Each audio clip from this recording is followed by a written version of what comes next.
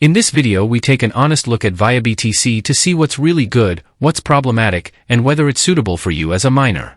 ViaBTC is a long-standing mining pool that supports Bitcoin and a variety of altcoins with different payout modes including PPS+, PPLNS, and Solo. On one hand, it offers account security with two-factor authentication, merged mining for extra earnings, and a well-established payout system that many miners find dependable. Its global presence and long history make it one of the more trusted pools, suggesting reasonable infrastructure and reliability. On the other hand, fees for some reward modes are relatively high, and when paired with modest hardware your actual earnings could be far lower than you expect. Small-scale miners often find that daily returns fluctuate or even decline over time instead of staying stable.